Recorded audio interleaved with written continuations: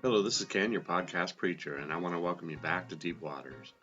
This podcast is brought to you by Applied Strengths Ministry, where we believe working together in our strengths is the effect of working out the will and calling of God in our lives.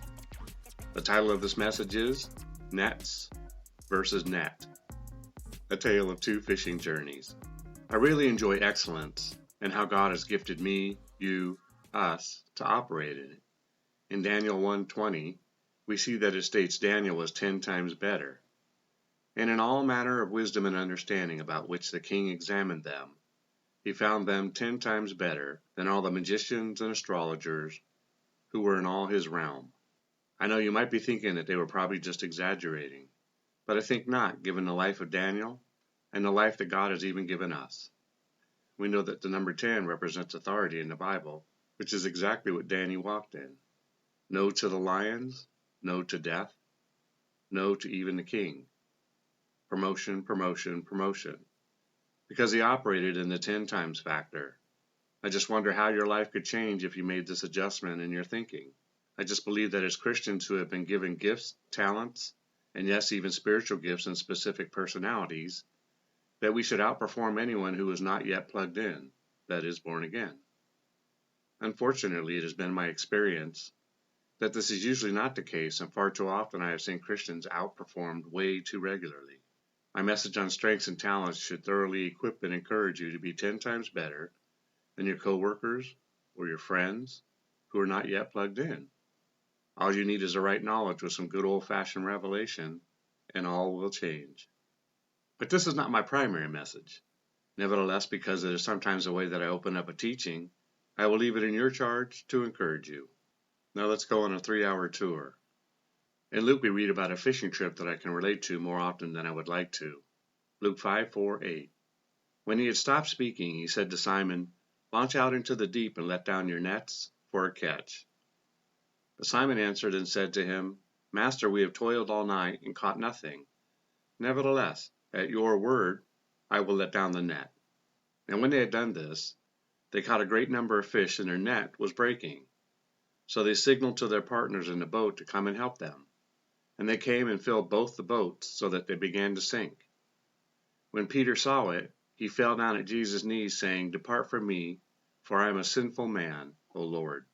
In this story, we see frustration, immaturity, and rebellion. We also see a willingness to help. Peter lent Jesus' boat. Others came to their rescue when their net was breaking. And we see that Jesus blessed them anyway. But so what is most exciting, and we should all strive to allow God to show us our true, immature selves, so that we too can grow right before his eyes, is when Jesus said to Peter, "Toss out your nets." He only tossed out one. I know, right? How specific is the Lord, and how easily do we miss his command? Now you may be thinking that God leaves things loose in the Bible, and that 1 or 2 nets is irrelevant when it comes to fishing. But I would refer you to Timmy, whereby it states in part that the scriptures are, among other things, designed to correct our understanding of it as well as of God. If someone told you they would give you millions of dollars as opposed to $1, it would invoke 2 different responses, as it should. 2 Timothy 3:16. All scripture is given by inspiration of God, is profitable for doctrine, for reproof, for correction, for instruction in righteousness. Peter's response to his net tearing wasn't because his net tore. It was because in the tearing he realized that it tore because he didn't listen to Jesus, who told him to toss out his nets. Peter was an experienced fisherman, so he knew the value of having 2 nets as opposed to just 1, especially if you pull in a massive catch. If you go back to Luke 5:4-8, you'll see something else is hidden in the open. Look at what Jesus said. "Launch out into the deep and let down your nets for a catch." Jesus actually told them that they were going to catch something. So in this story, Peter saw his rebellion. And don't worry, in spite of the fact that our rebellion will usually cost us something, in this case it provided Peter an opportunity to repair his net. Where is that nets? Jesus had witnessed the power of his word transform one of his own. I believe Jesus was so excited to see Peter's response to his own rebellion. There was no criticism, judgment, negative feedback from Jesus. As far as he was concerned, the lesson had done its work. So how do we know whether or not Peter was changed by this experience? Well, let's go to John's account of another fishing trip that he was on along with Peter. John 21:6-11. And he said to them, "Cast the net on the right side of the boat, and you will find some." So they cast, and now they were not able to draw it in because of the multitude of fish. This time Jesus told them to cast only one net. But he also told them that if they did, they would find some. So in verse 7, therefore that disciple in whom Jesus loved said to Peter, "It is the Lord." Now when Simon Peter heard that it was the Lord, he put on his outer garment, for he had removed it, and plunged into the sea.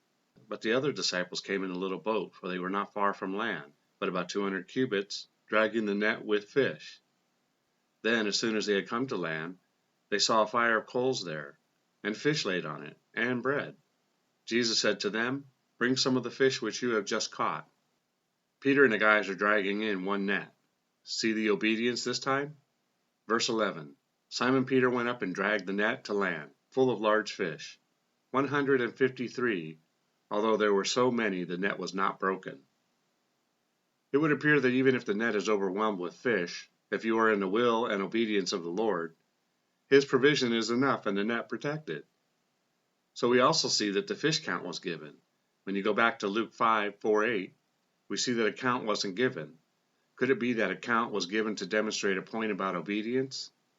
Was this also evidence that Peter had matured spiritually? Peter had grown and matured in his humility.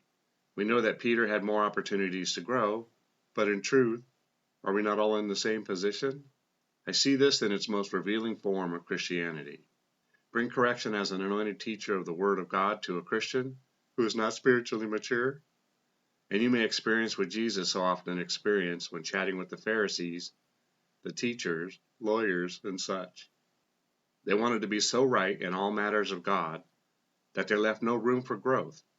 It infuriated them so much that in time, they did away with what they believed was the problem, Jesus. So besides dying for our sin, He also died because He tried to teach us a better way. In many respects, He just wanted us to be teachable. Peter was in the story we read in John. How about you? Well, that's it for today. Don't be one who misses a revelation due to the distraction of the obvious. Remember, it's not what you find wrong or disagree with regarding these messages, but what you can take away from it. Together we can do more to impact the kingdom than if we work alone. Let's flip the script and kill, steal, and destroy the works of the enemy, and create space for the light of lights to shine through into people's lives. Plant a seed and click on the like and subscribe button. Let's build this ministry together. Thanks, and see you next time in Deep Waters.